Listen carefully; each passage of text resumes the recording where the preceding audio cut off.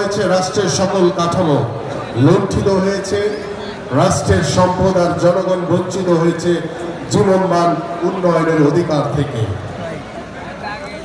এমনি এক ক্রান্তিকালে এদেশকে স্বৈরাচারের কবল থেকে আজীবন মুক্ত রাখতে বাংলাদেশের মানুষের কাছে তাদের দেশের মালিকানা ফেরত দেওয়ার প্রত্যয় নিয়ে এমন এক অসাধারণ কর্ম পরিকল্পনা প্রণয়নের মাধ্যমে এবং সেটি বাস্তবায়নে প্রত্যয় ব্যক্ত করার অসাধারণ দূরদর্শিতা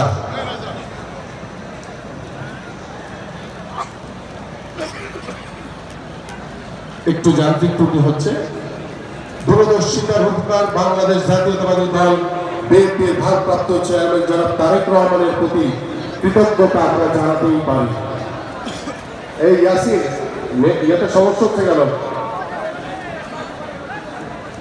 সাথে সাথে বিগত দিনের স্বৈরাচার বিরোধী আন্দোলনে যারা ৭১ থেকে প্রাথমিক ২৭ দফাকে ৩১ দফার পূর্ণ অবয়ব প্রদানে সহায়তা করেছেন, সম্ভাবনা সেই সব রাজনৈতিক দলের নেতা কর্মীরাও এই ঐতিহাসিক দলিল প্রণয়নে জনগণের কৃতজ্ঞতা পাশে আবদ্ধ হয়েছে নিশ্চিতভাবে। জাতীয় সরকারের ধারণা জনগণের হাতে রাষ্ট্রের অধিকার ও মালিকানা ফিরিয়ে দিতে প্রয়োজন একটি অবাধ, সুষ্ঠু, নিরপেক্ষ, অংশগ্রহণমূলক নির্বাচনে গণতান্ত্রিক শক্তির জয়লাভ।